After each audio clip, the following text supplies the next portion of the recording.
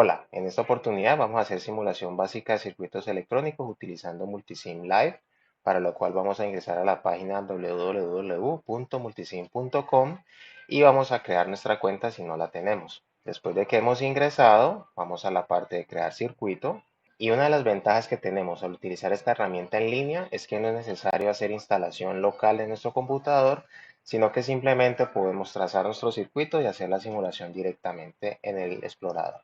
Una vez tenemos nuestra ventana, podemos, por ejemplo, poner una fuente. Damos clic aquí en este botón de fuentes. Podemos poner, por ejemplo, una fuente DC. La ubicamos en alguna parte. Después podemos poner algo como una resistencia, por ejemplo. Podría ir por acá como una carga. Y para hacer rotación, simplemente damos clic en este botón hasta que tenemos la ubicación que nosotros deseamos.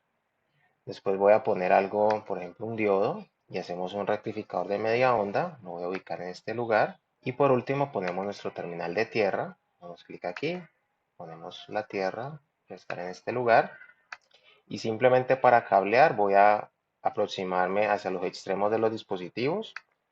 Le damos un clic y luego nos aproximamos al siguiente terminal. Damos clic y nuevamente vamos a seguir haciendo nuestro cableado.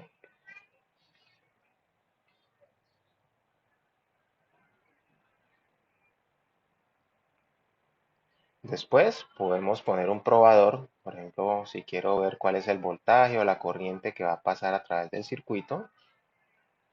Y aquí tenemos un sistema bastante sencillo donde tenemos simplemente una fuente en DC, un diodo que si está encendido va a tener una caída potencial de aproximadamente 0.7 voltios. Y aquí tenemos nuestra carga, una resistencia simplemente de 1 kilo ohmios.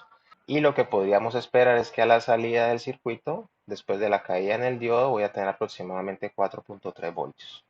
Si damos clic aquí en el botón de correr la simulación, vemos que tenemos una aproximación bastante similar a utilizando un modelo de voltaje constante, donde el diodo simplemente va a actuar como una caída potencial de aproximadamente 0.7 voltios, y entonces el voltaje en la salida del circuito, que estoy fijándolo acá en esta resistencia, va a ser de 4.3 voltios aproximadamente.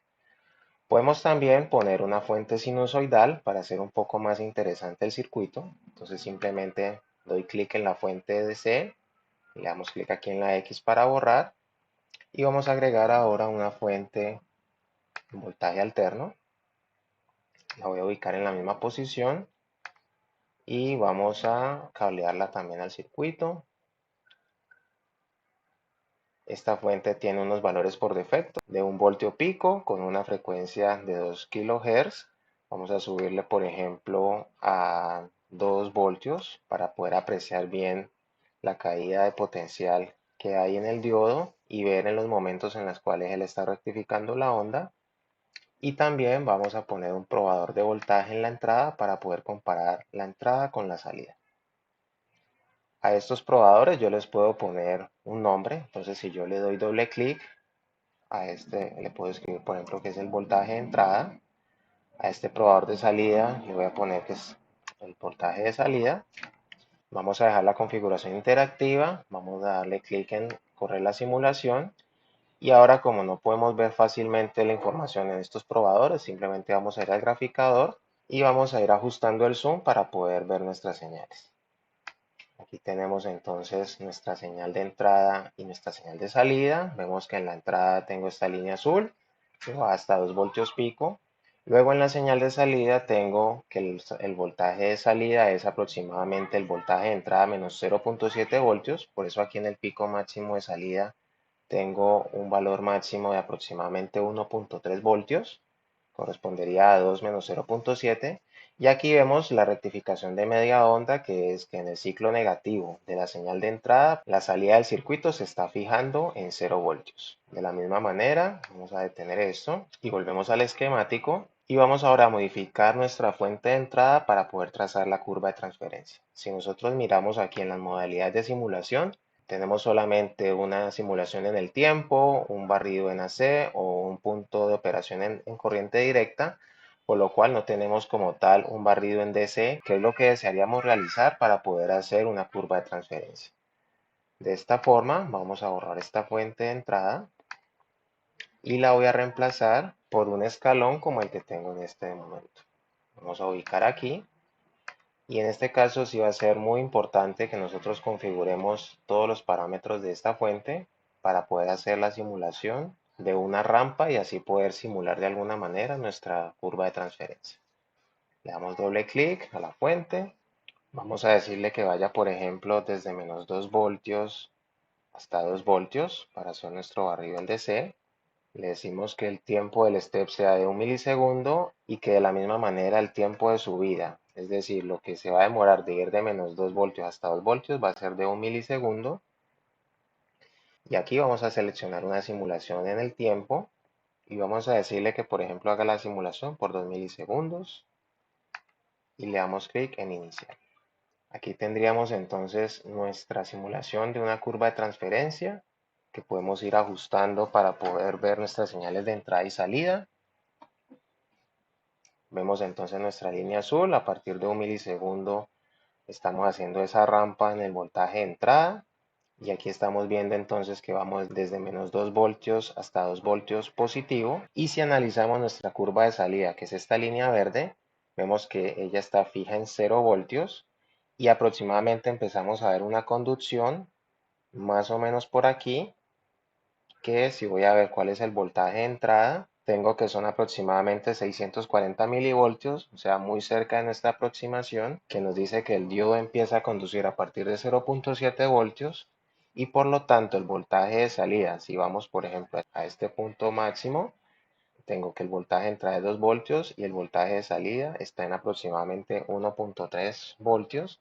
Y aquí lo que yo puedo verificar es que el voltaje de salida es aproximadamente el voltaje de entrada menos 0.7 voltios, que es la caída en el diodo, para voltajes superiores al voltaje de activación del diodo, que es de 0.7 voltios. Para tener nuestra curva de voltaje mucho más limpia, podemos simplemente decirle que inicie la simulación en 1 milisegundo, finalice en 2 milisegundos y luego al correr vamos a ver aquí directamente nuestra curva de transferencia.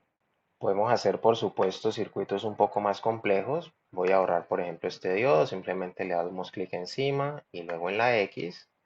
Este cable también lo voy a borrar.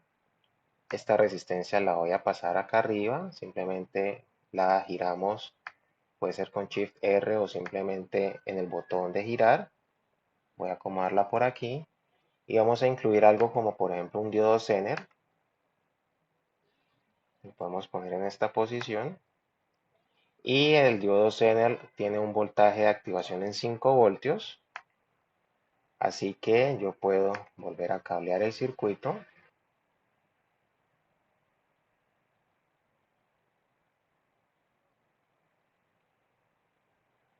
y lo que vamos a hacer es volver a configurar nuestra fuente de entrada para que el escalón vaya de por ejemplo menos 10 voltios hasta por ejemplo 10 voltios con el mismo tiempo de subida y vamos a correr nuevamente nuestra simulación.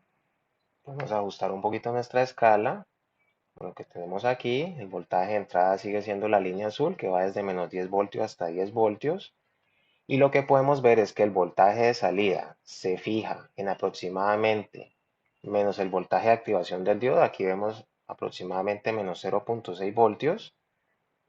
Para voltajes inferiores al voltaje de activación del diodo, esto es porque tendríamos que en el ciclo negativo este diodo se comportaría como un diodo normal y entonces estaría fijando el voltaje de salida cuando él está activado y después de ese umbral el diodo se encuentra apagado, por lo tanto el voltaje de salida es igual al voltaje de entrada hasta que llega un punto en el cual el diodo se activa como un diodo Zener que fijamos en la simulación en 5 voltios y por eso es que para voltajes en la entrada superiores a 5 voltios tenemos que el voltaje de salida se fija en el voltaje Zener que hemos dicho está en 5 voltios.